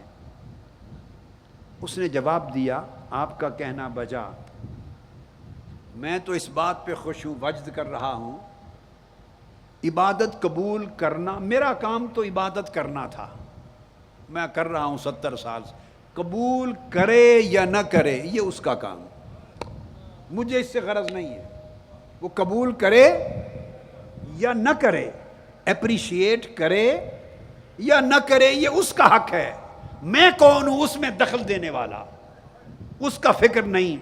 خوشی سے اس لیے ناچتا ہوں اور شکر مندی میں یہ حال اس لیے ہے کہ 70 سال کی عبادت کام آ گئی، میں اس کے شمار میں تو آ گیا ہوں نا آج۔ اس نے جو آپ کو وحی بھیج کی ہے اور میری طرف بھیجا ہے تو مجھے آج اس نے شمار تو کر لیا ہے نا، 70 سال کے بعد مجھے تک تو لیا ہے، میرا خیال تو کر لیا ہے، میری بات تو کی ہے، میری طرف تو آپ کو بھیجا ہے، اور میری طرف یہ پیغام تو بھیجا ہے نا کہ بتا دے کہ عبادت رد ہو گئی، بس میں اس پیغام پہ ناچ رہا ہوں، میرا کام ہو گیا، میرا کام ہو گیا۔ قبول کرے رد کرے وہ مالک ہے، اس کی مرضی ہے، بندے کا کیا کام کہ اس میں ٹانگ اڑائے۔ یہ ایک نکتہ ہے، اگر اس نکتے کو پا لیں تو تالا کھل جائے گا، بس یہ سارے میٹرز ہیں۔ یہی بہت بڑا دشمن ہے ہمارا، سب کچھ کرتے ہیں، کر کر کے تھک جاتے ہیں، مر جاتے ہیں، زندگی گزر جاتی ہے، تعلقات آپس میں ختم ہو جاتے ہیں، رشتے ٹوٹ جاتے ہیں، تنظیموں کے رشتے ٹوٹتے ہیں، شکوے ہوتے ہیں، دشمنیاں ہو جاتی ہیں، سارا کچھ برباد جاتا ہے، یہ تالا نہیں کھلتا۔ بس اتنی بات اگر کر لیں کہ اپریسیشن بندوں سے نہیں مولا سے چاہیے، بس اپریسیشن بندے سے بولیے نہیں، کس سے چاہیے؟ مولا سے، وہ دیکھتا ہے۔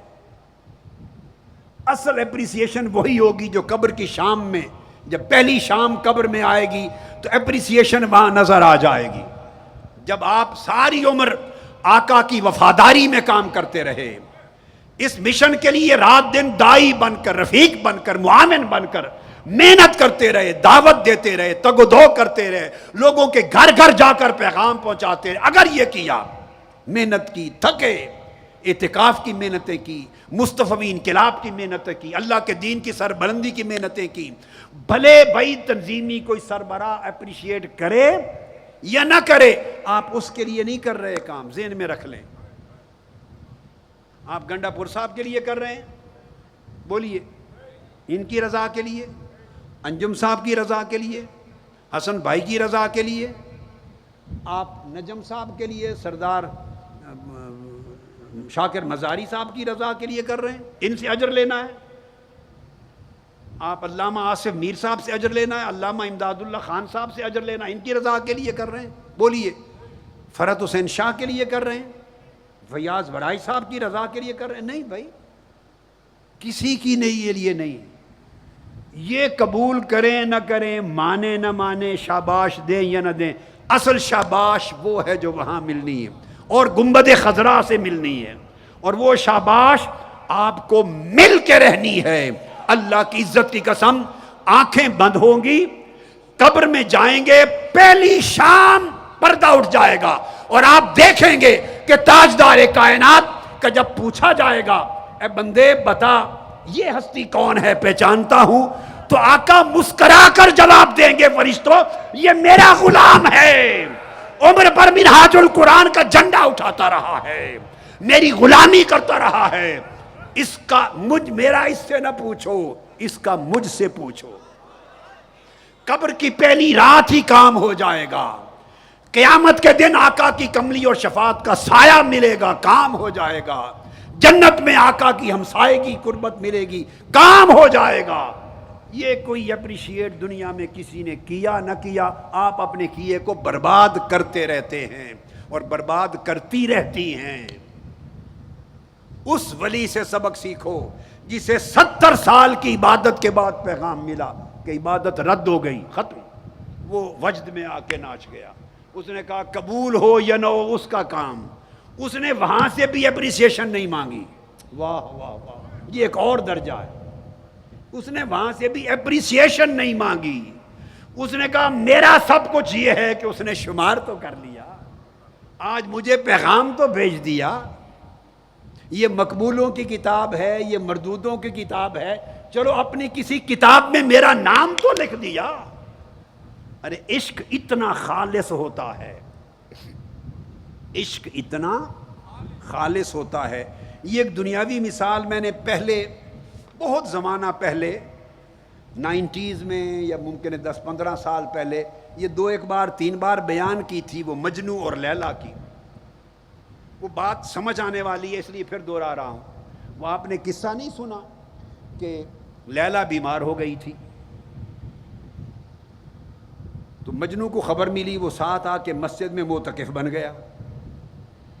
حکیموں نے کہا اسے خون چاہیے، وہ جتنے عاشق تھے سارے بھاگ گئے۔ وہ چوری کھانے والے تھے، لیلا روز چوری، میٹھا حلوہ، زردہ، ایسی چیزیں جو بھی آپ سمجھ لیں بنا کے بھیجتی تھی کہ مسجد میں اس کے عاشق بیٹھے ہیں، عشاق بیٹھے ہیں، خدام بیٹھے ہیں، وہ خوب ہپ کھاتے تھے، چوری کھاتے تھے لوگ۔ میرے ابا جی قبلہ رحمۃ اللہ علیہ فرماتے تھے چوری والے مجنو تھے، تو چوری والے مجنو کو روز چوری ملتی تھی۔ چوری تو جانتے ہیں نا، میں بھی بچپن میں کھاتا تھا، امی جی مجھے بنا کے دیتی تھی۔ اب تو وہ چوریاں نہیں رہی ہیں، تو وہ کھاتے تھے روز۔ جس دن خبر آئی کہ خون دو، چیک ہونا ہے کس کا خون ملتا ہے، ویسے میں بات بتا رہا ہوں، اس زمانے یہ ٹیسٹ تو نہیں تھے۔ قصہ مختصر یہ کہ خون مانگا، سب بھاگ گئے، خون مجنو دیتا رہا، اس کا خون مل گیا، روز خون بھیجتا رہا۔ کتنی بوتلیں خون کی دے دیں۔ ایک حکایت ہے لیلا مجنو کی، حکایتیں واقعات سے متعلق نہیں ہوتی، سبق سے متعلق ہوتی۔ واقعہ کس طرح ہوا کس طرح نہ ہوا نہیں، حکایات مولانا روم نے بھی بیان کی، مثنوی میں حکایات ہوتی ہیں، اس میں سبق ہوتا ہے۔ تو شفا یاب ہو گئی، مجنو کے خون سے شفا یاب ہوئی، تو لیلا نے پھر شکرانے کے لیے دیگیں پکائیں۔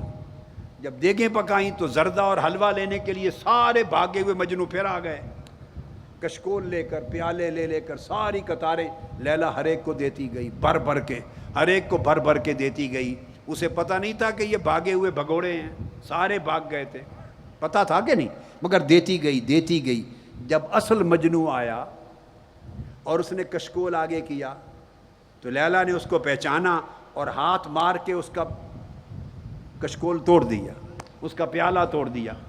مجنو نے پیالے کے ٹکڑے جو ٹوٹ گئے تھے اٹھائے اور ناچنے لگ گیا وجد میں آ کر۔ لوگوں نے کہا پاگل ہو گیا ہے، تمہیں بھرے جہان میں بے عزت کر دیا اس نے، ہر ایک کے پیالے کو بھر دیا، ہر ایک کو دیا، اور تمہارا کشکول پیالہ بھی توڑ دیا، اور بجائے اس کے تو بے عزت ہو کے رو کے بھاگ جائے تو الٹا خوشی سے ناچ رہا ہے۔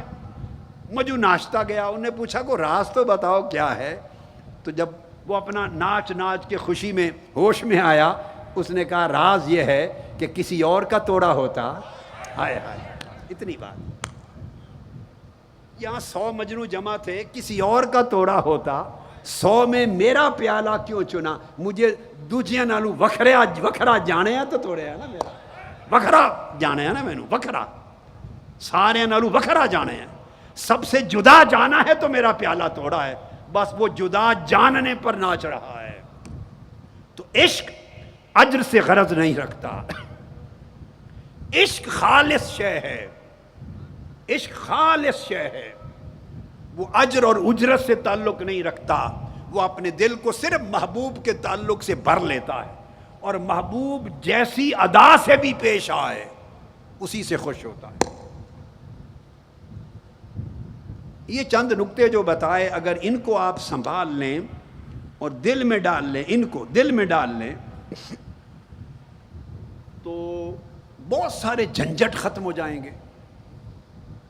بیٹیاں اور بہنیں بتائیں نا ہاتھ اٹھا کر، کوئی بات سمجھ میں آئی ہے؟ بتائیں میری بیٹیاں اور بہنیں، سمجھ میں آئی ہے؟ جی ان جھنجٹوں سے نکلیں، کون اپریشیٹ کرتا ہے، کون نہیں کرتا، کون اہمیت دیتا ہے، کون نہیں اہمیت دیتا، یہ سب رولے ہیں، ادھر ہی رہ جانے ہیں، ان سے کچھ حاصل نہیں ہونا۔ تنظیموں میں مرد ہیں، آپ لوگ ہیں، یوتھ لیگ والے ہاتھ اٹھائیں، ایم ایس ایم والے ہاتھ اٹھائیں، تنظیمات والے ہاتھ اٹھائیں، منہاج القرآن، اور کارکن جہاں کام کرتے اور سارے معتکفین جہاں جہاں آپ کا واسطہ ہے، ان جھنجٹوں سے نکلیں. یہی جھنجٹ ایک تالا ہیں جو روحانیت کا دروازہ کھلنے نہیں دیتے، ترقی نہیں ہونے دیتے. اپریسیشن کرنا اچھی چیز ہے، کوئی کر دے تو اس کا اخلاق، نہ کرے تو دل نہ توڑیں، اس کو بھی مثبت طریقے سے لے لیں. چلو بھول گیا، چلو بشری کمزوری لے لیں، بھائی بشری کمزوری ہے، بس ختم، اس سے آگے نہ جائیں. بھول گیا ہوگا، بھول گئی ہوگی، ختم، بس ذہن کو آگے مت چلائیں. بہت زیادہ ہی ناراض ہونا سمجھ لو یہ بشری کمزوری ہے، چلو تو بات ختم ہی ہو گئی نا. بشری کمزوری ہے، کیا ہو گیا؟ اللہ کا میں نے کہا تخلق، اخلاق سیکھیں، رنگ چڑھائیں. آدم علیہ السلام کو فرمایا اس درخت کے قریب نہیں جانا، اس درخت کے قریب نہیں جانا، یہ نہیں پھل کھانا. کھا بیٹھے، کھا بیٹھے تو فرمایا اب نیچے جائیں. جب نیچے جانے لگے، جب نیچے جانے لگے تو اب دوسرا غیر تو کہے گا نا، غیر کے سزا دی ہے، غیر تو کہے گا سزا دی ہے، مگر جاتے ہوئے روکا، آدم ذرا گل تو سن. جی مولا. فرمایا یہ کلمات یاد کر لو اور جا کے ان کلمات کو پڑھنا، معاف کر دوں گا. کو سزا اس طرح تھوڑی دی جاتی ہے. ربنا ظلمنا انفسنا وَإِن لَّمْ تَغْفِرْ لَنَا وَتَرْحَمْنَا لَنَكُونَنَّ مِنَ الْخَاسِرِينَ. معافی کا گر بھی سکھا دیا. یہ تو بات کی حضرت آدم سے آپس کی بات ہے. تو کسی غیر نے پوچھا کہ آدم نے کیا کیا، باری تعالیٰ آپ کا حکم نہیں مانا؟ فرمایا خبردار، نہیں نہیں نہیں نہیں ایسا نہ کہو. فرمایا آدم نے کیا کیا؟ نافرمانی کی؟ نہ نہ نہ. فرمایا ناسیہ، لم نجد لہو فناسیہ لم نجد لہو عزما. اب غیر کو بتایا ایسا نہ کہنا کہ آدم نے نافرمانی کی. فرمایا نہیں، بھول گیا تھا، بھول ہو گئی، بھول گیا. اور ہم نے دیکھا، ہم نے اس کے دل میں نافرمانی کا ارادہ نہیں پایا. اپنی گواہی بھی دے دی، اپنی گواہی دے دی. یہ ہے درگزر کا طریق. اپنوں کے ساتھ ایسا رویہ رکھتے ہیں، اللہ کے اخلاق اپناتے ہیں. اگر کسی نے اپریشیٹ نہیں کیا کوئی بات نہیں، سمجھے اس کے دل میں ایسا ارادہ نہیں تھا، بھول گیا، خطا ہو گئی، بس. آپ اس بات کے پیچھے نہ پڑیں، اس سے اپنا اجر خراب ہوگا، اجر ضائع ہوگا. آپ اپنا دھیان اللہ کی طرف رکھیں، اپنا دھیان اللہ کی طرف رکھیں. یہ ایک طلب کی قسم ہے.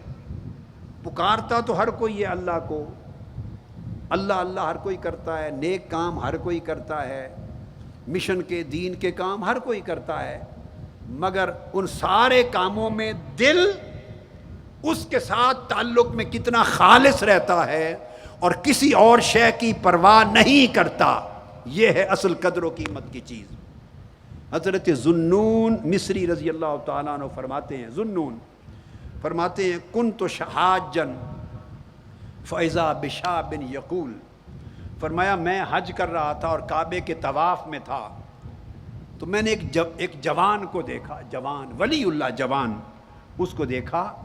جوان عرض کر رہا تھا، اسے اپنی فکر نہیں تھی، وہ طواف کر رہا ہے، حج کر رہا ہے، اپنی فکر نہیں. عرض کر الہی قد اجتمع وفدک وانت اعلم فما انت صانع بہم. ایک جوان اللہ سے پوچھتا تھا، مولا بڑے بندے جمع ہو گئے تیرے حضور، تیرے گھر بڑے مہمان آ گئے، بہت مہمان تیرے بندے آ گئے، دور دور سے چل کے آ گئے. اور وہ جوان کہتا تھا باری تعالیٰ تو ہی بہتر جانتا ہے کہ ان کے ساتھ کیا معاملہ کرے گا، انہیں کیا کیا دے کے بھیجے گا، تو ہی بہتر جانتا ہے. حضرت ذوالنون مصری فرماتے ہیں کہ جب اس جوان نے یہ بات کی اللہ سے تو اللہ کا جواب آیا. وہ آواز میں نے سنی، فسمعت صوتا یقول، میں نے سنی آواز. جواب میں اللہ پاک فرماتے ہیں وفدی کثیر وطلابی قلیل. ہاں جمع ہونے والے تو بہت زیادہ ہیں مگر مجھے طلب کرنے والے حقیقت میں بہت کم ہیں. تو آپ جمع ہو جانے والے نہ بنیں، حقیقی طلب کرنے والے بنیں. یہ اللہ اور اس کے رسول کا مشن ہے. اللہ اس کے رسول کا مشن ہے. جمع ہونے والے نہ بنے، حقیقی طلب کرنے والے بنے. اور جو اللہ کا سچا طالب ہو جائے اور اللہ کے رسول کا سچا طالب ہو جائے، اس کو پھر اللہ اور رسول کی رضا اور اپریسیشن سے بڑھ کر کسی اور شے کا دھیان ہی نہیں رہتا. اگر کسی اور شے کا دھیان بھی آ جائے، خیال بھی آ جائے، تو سمجھیں کہ اللہ کی اور اس کے رسول کی طلب ابھی ناقص ہے. بس یہ کامل کر لیں، پھر شکوے نہیں رہیں گے، پھر شکوے نہیں رہیں گے. اس خیال سے، اس دھیان سے آپ اپنی کاوشوں کو پاک کریں، اپنی کاوشوں کو ستھرا کریں، اور اللہ کی اور اس کے رسول کی طلب میں اپنی کاوشوں کو پاکیزہ کریں اور محنت کریں. آخری پیغام یہ دینا چاہتا ہوں، آج کی گفتگو کا ایک پیغام گفتگو ختم کرنے سے پہلے بہت ضروری ہے، بڑے دھیان سے سنیں.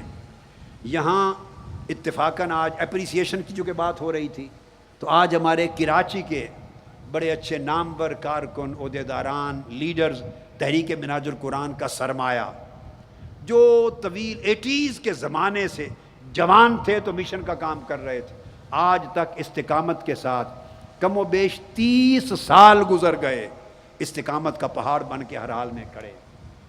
یہ زاہد لطیف ہے، مسعود عثمانی ہے، یہ سارے آپ کے سامنے بیٹھے ہیں، یہ سب کراچی کے احباب، سب کے نام اب میں نہیں لیتا. ان کو اپریشیٹ کرتا ہوں، کراچی کی تنظیم کو، سندھ کی تنظیم کو بطور خاص، ساروں کو. انہوں نے کام میں بڑی جان پیدا کی ہے، نئی تنظیم بنی ہے، مشن کو بڑا بڑھایا ہے، صبح و شام کام کر رہے ہیں. اور ان کے ساتھ ڈاکٹر خواجہ محمد اشرف کو اپریشیٹ کرتا ہوں.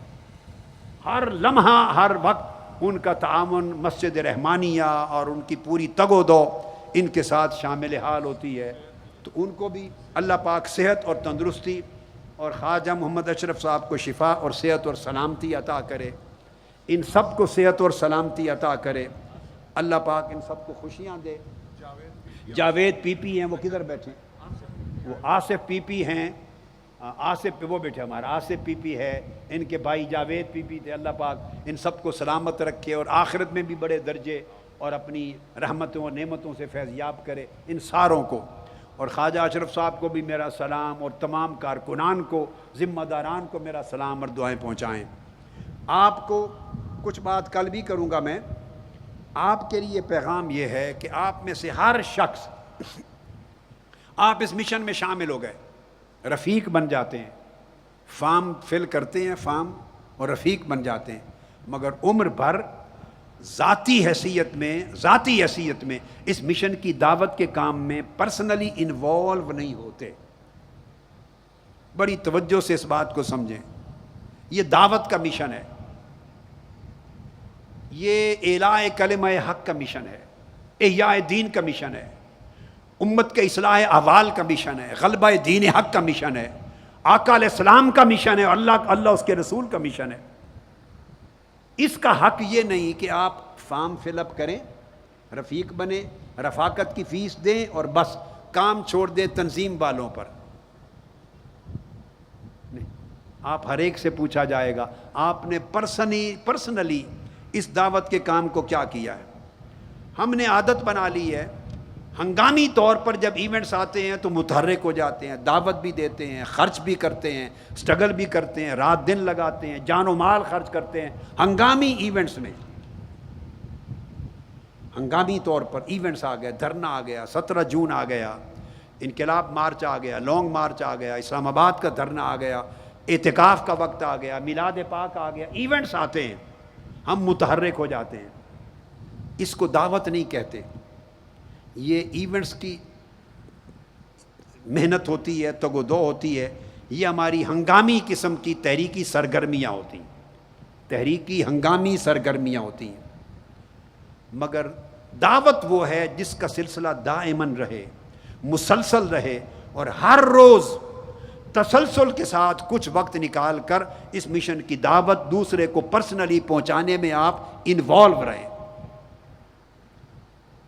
ابھی یہ معاون حلقہ جات بنا رہے ہیں، ہر علاقہ کوئی کالونی، کوئی ادارہ، جو آبادی چھوٹی سی ہے، کوئی حد بندی ہے، اس کے اندر ایک یونٹ بنے، 5 رفقا کا ایک یونٹ بن جائے، اور وہ ایک یونٹ کی شکل میں اپنا کام کریں، ان کا ایک نگران بن جائے، وہ معاون حلقہ ہو جائے گا، اور وہ اس حلقے کا وہ نگران بنے، رفقا اور معاون مل کر معاون حلقے میں کام کریں، اور وہ اپنے اعزا سے، اقارب سے، لوگوں سے، پھر اور لوگوں کو چنیں، پرسنلی دعوت پہنچائیں، ہر ایک شخص 2 بندے اور نکالے، اپنے رشتہ داروں سے نکالے، وہ دائی بنے، ہر ایک شخص دائی بنے، ہر رفیق دائی بنے۔ اللہ پاک نے حضور السلام نے فرمایا ادعو الی سبیل ربک بالحکمہ، آپ خود دائی بنے۔ اننا سمعنا منادیا ینادی للایمان، ہم نے ندا دینے والے کو سنا۔ تو ہر شخص ندا دے، ہر شخص دعوت دے۔ آپ کے اعزا اقارب ہیں، دفتر کے کولیگز ہیں، دوست احباب ہیں، ہمسائے ہیں، رشتہ دار ہیں، پڑوس میں لوگ ہیں، تعلق والے ہیں، ان میں سے 2 بندے چن لیں جنہیں آسانی سے آپ دعوت پہنچا کر مشن کا رفیق بنا سکتے ہیں۔ بس ہر ایک رفیق سمجھے کہ رفیق بننے کا معنی دائی بننا ہے۔ صرف فارم فل کر کے 25 روپے یا جو بھی زر رفاقت و اعانت ہے، اس وقت اس سے رفاقت کا حق ادا نہیں ہوگا۔ رفاقت کا حق تب ادا ہوگا کہ آپ کی زندگی میں ہر روز کی دعوت کا عمل داخل ہو جائے۔ ہاتھ اٹھائیں، سمجھ آ رہی ہے بات کی؟ میری بہنیں اور بیٹیاں بھی، ہر ایک شخص، اور مشکل کام نہیں دے رہا، ہر ایک رفیق اپنے اعزا اقارب تعلقات کے حلقے میں 2 بندے چن لے جنہیں وہ آسانی سے کنونس کر سکتا ہے، سمجھا سکتا ہے۔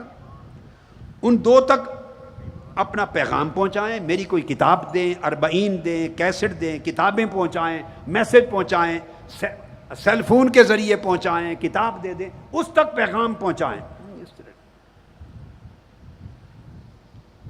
اور پہنچاتے رہیں، کتابیں پڑھاتے رہیں، دوسری دیں، تیسری دیں، کیسٹ دیں، مختلف چیز اس کے ساتھ بیٹھیں، مشن کا اور لٹریچر دیں، اور ہدف بنا لیں، نشانہ بنائیں، ان 2 کو رفیق بنانا ہے۔ اگر یہ کام کریں تو آپ رفیق دائی کے طور پہ کام کر رہے ہیں، اور رفیق بننا سنت نہیں ہے، دائی بننا سنت ہے۔ آپ کو رفیق اس لیے بنا رہے ہیں تاکہ رفیق بن کر آپ دعوت کا آغاز کریں۔ بولیے، ہر ایک صحابی آقا علیہ السلام کا صحابی تھا، مگر ہر صحابی دائی تھا، ہر ایک صحابی دائی تھا۔ دعوت فردن فردن آگے پہنچتی ہے، بندے سے بندے تک، فرد سے فرد تک، گھر سے گھر تک، پڑوس سے پڑوس تک۔ آپ میں سے ہر شخص کی ذمہ داری ہے بھئی 2 آدمیوں کو کتابیں، 1 کتاب، 2 کتاب، کیسٹ، دعوت، سمجھانا، بات کرنا، روز سرگرمیاں بتائیں، تعارف کروائیں۔ تو مشکل ہے 2 تک دعوت پہنچا کے آپ رفیق بنا لیں؟ بولیے بھائی، مشکل کام ہے، مگر کرتے نہیں ہیں نا۔ اب ذہن میں آیا کریں گے؟ جب آپ میں سے ہر ایک رفیق دائی بنے گا تو 2 رفیق اور پیدا کرے گا۔ تو 5 رفیق تھے معاون حلقے میں، یونٹ میں 5، ہر ایک نے جب 2 اور پیدا کیے تو 10 اور ہو گئے نا، 10 رفقا اور ہو گئے، تو 10 میں پھر 5 رفقا کا ایک یونٹ بنا دیں، یونٹ، ان کے اوپر ایک معاون ہو گیا، پھر اگلے 5 کا بھی یونٹ بنا دیں، جو نئے بنے انہیں پھر دائی بنا دیں، اس کے ساتھ لگیں، پھر وہ دعوت کے عمل کو تسلسل سے آگے بڑھائے، وہ پھر ہر رفیق 2 رفیق اور پیدا کرے۔ رفقا سے رفقا پیدا ہونا یہ دعوت کے عمل سے ہوگا۔ بولیے کس عمل سے؟ اور دعوت آسان ہے۔ آقا علیہ السلام نے فرمایا بلغوا انی ولو آیہ، صحیح بخاری میں حدیث، اگر 1 آیت بھی مجھ سے سنی ہے تو وہ بھی آگے پہنچا دو، دائی بن گئے۔ 1 آیت بھی اگر آپ نے سنی ہے مجھ سے تو آقا علیہ السلام نے فرمایا آگے پہنچا دو۔ قرآن مجید میں فرمایا قل ھذہ سبیلی ادعو الی اللہ، یہ میرا راہ ہے، میرا راستہ ہے، میں اللہ کی طرف دائی ہوں، بلاتا ہوں، دعوت دیتا ہوں۔ ہر پیغمبر دائی تھا، اللہ کا ہر پیغمبر، اتنی عظیم سنت ہے۔ تو رفاقت کا مطلب دعوت کو دینا ہے، خود رفیق بن کر رفیق بنانا. بولیے. تو جس کو رفیق بنائیں گے اس کی رفاقت کا اجر و ثواب بھی دنیا میں، قبر میں، آخرت میں آپ کو ملتا رہے گا. جتنے رفقا وہ آگے بنتے جائیں گے ساروں کا ثواب انہیں بھی اور آپ کو بھی ملے گا، چونکہ دعوت پہلی آپ نے دے کے اسے رفاقت دی تھی. تو دعوت دینا یہ انبیاء کی سنت ہے، انبیاء کی سنت ہے. اللہ پاک نے فرمایا وَمَنْ أَحْسَنُ قَوْلًا مِمَّنْ دَعَا إِلَى اللَّهِ، اس سے بہتر بات کس شخص کی ہے جو اللہ کے کام کی طرف لوگوں کو دعوت دے. یہ قرآن ہے. دعوت سے بہتر کوئی شے نہیں. اب دعوت ایک ایسی چیز ہے آسان، آپ کے پاس لمبا چوڑا علم نہیں اس کی بھی پرواہ نہیں، آپ کتاب دے آئیں. یہ 40 پکڑ لیں، خدمت دین کی 40، 50 40 چھپی ہوئی ہیں، چھوٹی چھوٹی کتابیں ہیں، کیسٹیں ہیں. آپ خود عالم نہیں ہیں، پرواہ نہیں، مت سوچیں کہ میں تو عالم نہیں ہوں. آپ لٹریچر دے آئیں، اس لٹریچر کے ذریعے باقی کام اللہ کر دے گا. آپ کا ٹارگٹ رہے کہ میں رفیق ہوں، میں نے رفیق بنانے ہیں انڈیویجولی، اور گنتے چلے جائیں یہ مہینہ ہے، اس مہینے میں 2 رفیق بنانے ہیں. اگر آپ تھوڑا تھوڑا وقت لگا کے کرتے رہیں تو بنا لیں گے کہ نہیں؟ ہر شخص، بولیے ہاتھ اٹھا کر، ہر شخص بنا سکتا ہے کہ نہیں؟ پھر اس کے بعد ہلکے بڑھتے جائیں، پھر آگے برکت ہوتی چلی جائے گی. تو آقا علیہ الصلوۃ والسلام نے، میں نے آپ کو فرمایا، حکم دیا کہ فرمایا حدثوا انی بما تسمعون، جو کچھ تم سنتے ہو مجھ سے آگے پہنچا دو. جو کچھ سنتے ہو آگے پہنچا دو. خود نہیں بیان کر سکتے تو کتاب کی شکل میں پہنچا دو، کیسٹ کی شکل میں پہنچا دو، لٹریچر کی شکل میں پہنچا دو. بھائی پڑھ لے، نہیں پڑھا پھر دے آئیں، پھر اس کے ساتھ بیٹھیں، مشن کی بات کریں. ذکر فإنما انت مذکر، بار بار یاد دلائیں حتیٰ کہ یاد اس کو جم جائے. رفاقت، اور بندے ایسے چنے جو آپ کو آسان لگے. اپنے سے بہت بڑا طاقتور، زیادہ مالدار، زیادہ ہمت والا، بہت زیادہ پڑھا لکھا، اس پر ہاتھ نہ ڈالیں. اس پہ وہ ہاتھ ڈالے جو اس کے ساتھ ذرا ایزی فیل کرے. آپ ایسے کو اپنا نشان بنائیں، دعوت کا نشانہ، جو آسان ہے آپ کے لیے، آپ جیسا ہے. اس کو جو آپ کی بات کو سنے گا، جلد کنونس ہوگا، آپ کو پریشان نہیں کرے گا، آسان راستہ ہے. جب اس طریقے سے آپ دعوت کو پہنچائیں گے، آقا علیہ السلام نے فرمایا اللہ اس کو خوش و خرم رکھے دنیا اور آخرت میں، جس نے میری بات آگے پہنچا دی. آقا علیہ السلام نے دعا دی، اللہ، مسند امام احمد بن حنبل اور ترمذی، اللہ اسے خوش رکھے، دنیا اور آخرت کی خوشیاں عطا کرے، جس نے میری بات آگے پہنچا دی. آپ میں سے ہر رفیق آج سے داعی ہے، بات آگے پہنچانے والا، آگے پہنچائے، اور اس وقت تک پہنچاتے رہیں، مہینہ لگے، کم دن لگیں، زیادہ لگیں، جب تک وہ آپ کی دعوت کے نتیجے میں رفیق نہیں بن جاتا. اور ہر شخص 2 رفیق بنائے. اس طرح کاؤنٹنگ کریں. پھر آپ کا ایک سسٹم ہے، بتاتے ہوں گے تنظیمی، ان کو اطلاع کریں. تو اس طرح حلقہ جات بڑھتے جائیں گے. اور جب وہ رفیق بن جائے، نئے رفیق بنے، اپنے اسی حلقے میں کسی ایک گھر میں ایک چائے پر دعوت دے کے اسے رفاقت کی سند دیں، سرٹیفکیٹ دیں اور اعزاز دیں، اور اس کے گھر جا کر 2-4 ساتھی مبارکباد دیں. مبارک ہو کہ آپ کو مصطفوی مشن کی رفاقت مل گئی ہے، آپ مصطفوی قافلے کے فرد بن گئے ہیں. اس عزت کا احساس ہو کہ یہ برادری ہے، عالمگیر برادری کا فرد بن گیا ہوں، عاشقان رسول کے برادری کا فرد بن گیا ہوں، غلامان مصطفیٰ کی برادری کا فرد بن گیا ہوں. مجھے مبارکبادیاں آ رہی ہیں. اس کی فیملی کے لوگ عزت محسوس کریں، اس کے دوست، احباب، اعزا، اقارب، اولاد، فیملی فیل کرے کہ یہ محلے کے لوگ رفقا مبارک دینے آئے ہیں، آنر فیل کرے. اعزاز کے ساتھ اس کو تقریب کریں، لمبے چوڑا خرچ نہیں کریں، چائے دیں اور اس کو ساتھ سرٹیفکیٹ دیں، تقریب کر لیں، اکٹھا کریں. اس طرح اس دعوت کے عمل کو ایک مسلسل تحریک بنا کے آگے بڑھائیں. بولیے مشکل کام ہے؟ مشکل نہیں ہے تو کر لیں گے، کریں گے. اللہ پاک آپ کو برکت دے، سلامتی دے اور دعوت کی توفیق دے. اور اس کے اندر جو میں نے سمجھایا آج کی رات کا موضوع تھا، اس میں اخلاص کی اور اللہ کے ساتھ ہی مشغول رہنے کی توفیق دے۔ اللہ کرم فرمائے۔ ندیم مصطفیٰ کو گریس میں اللہ بیمار ہے، شفا کاملہ صحت عاجلہ دے، باقی بیماروں کو بھی اللہ شفا اور صحت اور سلامتی عطا فرمائے۔ صلی اللہ تعالی علی سیدنا و مولانا محمد وعلی آلہ وصحبہ اجمعین۔ محمد رسول اللہ صلی اللہ علیہ وسلم۔ السلام علیکم ورحمۃ اللہ۔